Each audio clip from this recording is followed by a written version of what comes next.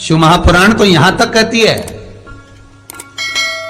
कि आपका कोई काम अटक रहा है, कोई काम नहीं हो रहा, बहुत परेशान हो गए, बहुत थक गए उस काम के लिए, सबके हाथ भी जोड़ लिए, सबके पास होकर आ गए और वो काम बढ़ ही नहीं रहा, तो निवेदन करते हैं घी के दिए में काली तिल डालकर सोमवार के दिन शंकर जी के मंदिर के सामने तुम रुका जी का नाम लेकर दिया लगाकर जिस काम को तुमने दुनिया के आगे कहकर देख लिया, कर देख लिया, नहीं हुआ, उस कार्य को एक बार दिया लगाकर निवेदन कर फिर जाकर देखना, काम आगे बढ़कर ही रहेगा, छूटेगा।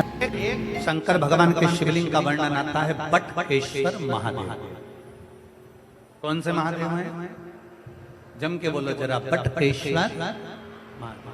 फिर एक बार वापस बोलिए। शिव महापुराण में एक महादेव का वर्णन आता है कि जिस समय पर भगवान शंकर ने क्रोध में आकर काल भैरव को प्रकट करा था और काल भैरव ने ब्रह्मा जी का सिर काट दिया था, वो सिर कटकर आगे गया और सिर कटकर जब आगे गया तो उनके मस्तक से वृक्ष ने जन्म ले लिया, जिसका नाम बट का वृक्ष हुआ और शंकर जी उसके नीचे बैठे तो उसका नाम बटकेश्वर महादेव। वो बटकेश्वर महादेव।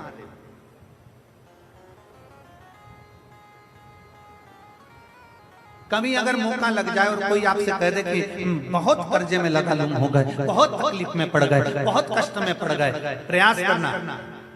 अगर कर्जा ज्यादा है तो मेहनत ज्यादा करना, कर्जा ज्यादा है तो कर्म ज्यादा करना है, कर्जा ज्यादा है तो रात दिन एक करना है, कर्जा ज्यादा है तो आप तकलीफों में घिरे क्यों हो? क्योंकि कर्जा होने के बाद आप मेहनत कम कर देते हो। कर्जा हो गया, मेहनत को 4 गुना बढ़ा, कर्जा हो गया, अपनी लगन को 4 गुना बढ़ा, कर्जा हो गया, अपने कर्म को 4 गुना बढ़ा और साथ में अपनी मेहनत को बढ़ाते बढ़ाते बट वृक्ष के नीचे 1 लोटा जल शंकर भगवान को चढ़ाना प्रारंभ करो और बड़ी थोड़ी सी जड़ लाल वस्त्र में लेकर अपनी पर्स में या अपनी जेब में या अपने संदूक में या अपनी अलमारी में उसको रखो। प्रतिदिन बड़ के पेड़ के नीचे जाकर अगर शंकर जी नहीं भी हैं तो बड़ के पेड़ के नीचे बटकेश्वर महादेव का नाम लेकर अगर हम 1 लोटा जल समर्पित करते हैं तो कर्जा कुछ ही दिन में चूकता जरूर है और लक्ष्मी की आवक बढ़ती है।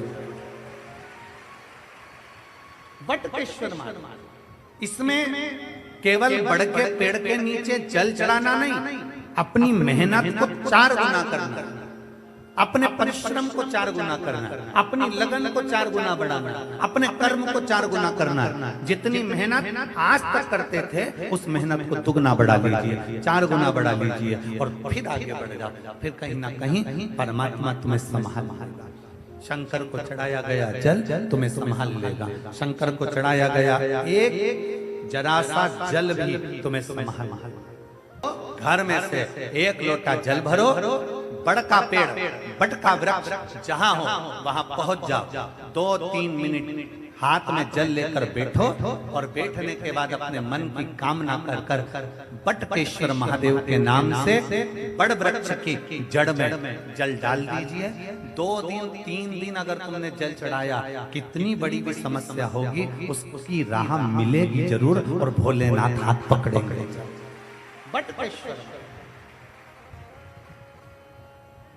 भंडारी, उसका नाम ही कुबेरेश्वर बाबा है, उसका नाम ही कुबेरेश्वर महादेव है। लोग आते हैं दीपावली की रात्रि को अपने घर की पूजन कर सीधे सीहोर आ जाते हैं। सीहोर में आकर दीपावली की रात्रि को दीप प्रज्वलन करते हैं मंदिर के प्रांगण में, बाबा की कंकर शंकर की भूमि पर, और दीपावली के दूसरे दिन खजाना लेते हैं, बाबा से मांग कर ले जाते हैं, बहुत तकलीफ में हूं, अब की खजाना ऐसा दे दे कि अगली बार मैं भी खजाना लुटाने के लिए आऊं, और बाबा खजाना देकर गए। इसीलिए दीपावली की रात्रि को कुबेर भंडारी के यहाँ लोग दीप लगाने सीहोर पहुंच जाते हैं, कुबेरेश्वर धाम। रात को रुकते, भजन करते, दीपावली मनाते, दूसरे दिन बाबा का खजाना लेते, चल शिव तत्व। एक भरोसा अपने भीतर जागृत करें। शिवजी पार्वती से कह रहे हैं, पार्वती शमशान में दूसरे का दुख नहीं देखा जाएगा, तकलीफ नहीं देखी जाएगी तुझसे।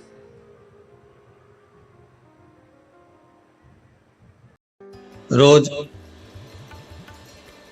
शंकर के मंदिर में प्रतिदिन जाने वाले को और एक और चीज अपने स्मरण में रहे, अगर शिव के मंदिर नहीं जा सकते तो अपने घर में जो शिवलिंग है उस पर जल चढ़ाओ।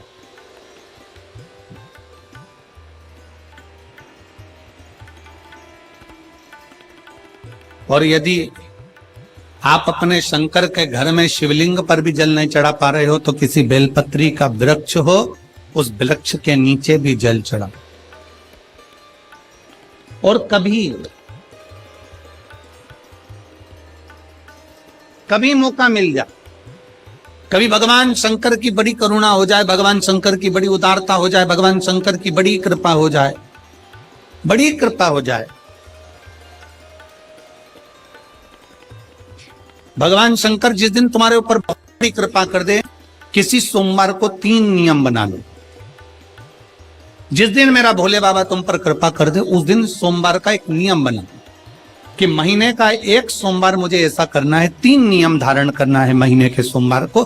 पहला, सुबेरे जाकर शंकर भगवान को 1 लोटा जल चढ़ाना है। दूसरा, दोपहर के समय पर जाकर मुझे बेलपत्री के वृक्ष के नीचे एक चावल का दाना रखकर बेलपत्री की 7, 11, 21, 108, 51 जितनी परिक्रमा आप लगा सकते हो वो लगाना है। और तीसरा, बेलपत्री के वृक्ष के नीचे और शंकर के मंदिर के दरवाजे पर मुझे एक घी का दीपक लगाना है। बस ये 3 नियम जिसने महीने में एक बार ले लिया, समझ लो उसको पीछे हटने की जरूरत ही नहीं, वो आगे ही बढ़े। महीने के किसी एक सोमवार का ऐसा नियम बना लो कि मुझे 3 नियम धारण करना है महीने के किसी भी एक सोमवार को। हम ये नहीं कहेंगे कि तुम सोमवार 5 पढ़ रहे हैं तो 5 को करो, 4 पढ़ रहे हैं तो 4 को करो, 3 पढ़ रहे हैं तो 3 को करो। तुम तो महीने का एक सोमवार का नियम बना। और मेरी जीजियों से, मेरी बेटियों से जो विदेश में रह रही हैं, जो कहीं बाहर रह रही हैं, कहीं बड़े शहर में रह रही हैं, जो रोज मंदिर नहीं जा सकते, हर किसी महीने के एक सोमवार को भी ये नियम निर्धारण कर सकते, तो उनसे कहेंगे कि 3 महीने में एक सोमवार का नियम बना लो। 3 महीने में नहीं बना सकते तो 6 महीने में एक सोमवार का नियम बना लो। और 6 महीने में नहीं बना सकते तो 1 साल में एक सोमवार का ऐसा नियम बना लो कि मैं साल का एक सोमवार ऐसा रहूंगी कि सुबह सोमवार के दिन मंदिर में जाकर जल चढ़ाऊंगी, दोपहर में जाकर बाबा को एक अक्षत का दाना रखकर, अक्षत का मतलब है कि बाबा मेरी दिनों दिन उन्नति करना। बेलपत्री के वृक्ष के नीचे जो अक्षत रखा जाता है वो उन्नति के लिए रखा जाता है। शंकर के शिवलिंग पर जो अक्षत रखा जाता है वो रोग मुक्ति के लिए रखा जाता है। अशोक सुंदरी पर जो अक्षत रखा जाता है वो संतान प्राप्ति के लिए रखा जाता है। षडानंद कार्तिकेय की ओर जो अक्षत रखा जाता है वो हमारे बच्चों की सुख समृद्धि के लिए रखा जाता है। विनायक की ओर,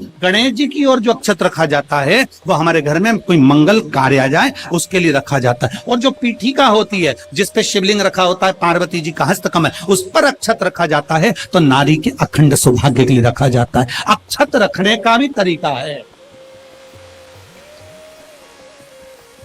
एक चावल का दाना कहाँ रखा जाता है, क्यों रखा जाता है, कैसे रखा। अब कई लोग कहते हैं गुरुजी ये शिव महापुराण में आप ये नियम बताते हो, तरीका बताते हो। हम तो उनसे कहेंगे डॉक्टर के पास जाओगे तो डॉक्टर भी गोली लिखकर ये नहीं कह देगा कि ये सारी गोली एक साथ खा जाओ। डॉक्टर भी कहेगा ये गोली सुबह खाना है, ये गोली शाम को खाना है, ये गोली दोपहर में खाना, ये गोली भूखे रहकर खाना। बोलो सही है कि गलत है। ये रात्रि को खाना खाने के बाद खा लेना, ये खाना खाने के पहले, ये नाश्ते के पहले। और सुनो, ये दवाई, ये वाली पीछे वाली जो दवाई लो ना इसको दूध से लेना, ये वाली जो दवाई लो ना इसको पानी से लेना। और सुनो, ये डब्बी है इसको पानी में मिलाकर फिर पीना। दवाई लेने का भी तरीका है, उसी तरह शिव महापुराण में एक एक अक्षत का भी तरीका है और एक एक बेलपत्री का भी तरीका। अब मान लो कई लोग कहते हैं गुरुजी आप ये तरीका बताते हो शिव पुराण के माध्यम से, कई लोगों के मन में संशय जागता है, तो अगर हम एक साथ चावल चढ़ा दे तो उसका क्या तरीका है। तो हमारा निवेदन है डॉक्टर जो दवाई ले एक ही बार में निपटा जाए, एक ही बार में खा ले। दवाई एक बार में पूरी खा गए, असर नहीं करेगी। इसमें डॉक्टर का कोई दोष नहीं है, उसने तो बताया था ऐसे लेना ऐसे लेना। और तुमने मैं डॉक्टर साहब ने पूछा दवाई पूरी ली, शाम की दवाई भूल गई थी, सवेरे की दवाई भूल गई थी, ये दवाई भूल गई थी। डॉक्टर कहेगा हमने तो नियम बताया तब तुमने नहीं खाई, तो असर कहां से करेगी? तुम असर कब करती है? जब हम पूजन के तरीके को जान जाए, जब हम अर्चना के तरीके को जाए। आप साल भर का एक सोमवार निकाल लो, 6 महीने का एक सोमवार निकाल लो, 3 महीने का एक सोमवार निकाल लो, महीने का एक सोमवार निकाल लो, अपने से दिल में बन जाए तो एक सोमवार ऐसा निकालो जिसके 3 नियम धारण हो। पहला, उसी सोमवार जिसको कर रहे हो उस दिन सुबह जल चढ़ाना। दूसरे, दोपहर के समय पर जाकर बेलपत्री के वृक्ष के नीचे एक चावल का दाना रखना।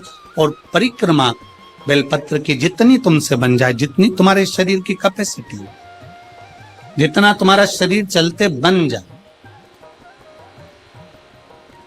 हम तो ये भी नहीं कहते कि तुम भूखे रहकर भगवान का भजन करो, हम कभी नहीं कहते।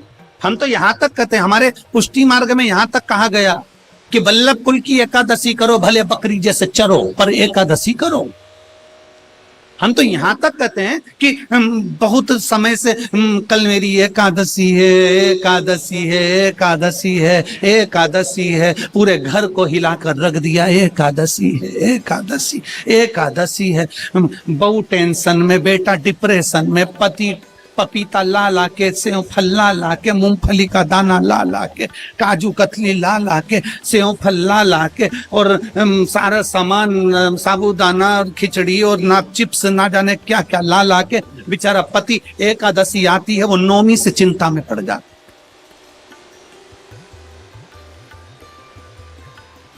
हम तो ये भी नहीं कहते कि तुम व्रत बहुत भारी करो, तुम व्रत उपास भी बहुत बहुत टेंशन वाला करो, ना ना ना।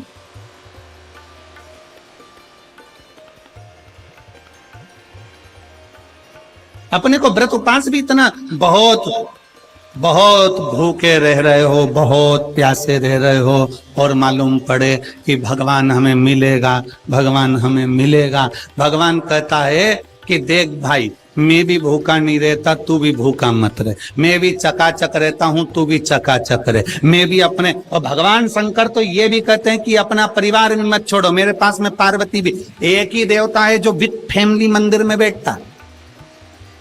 शंकर जी हैं तो पार्वती जी है, तो गणेश जी हैं, तो कार्तिकेय जी हैं, तो नंदी है, सब मंदिर के अंदर चाहिए। शंकर भगवान अपने पूरे परिवार के साथ। शंकर जी तो ये कहते हैं अकेले तुम क्यों रहते हो?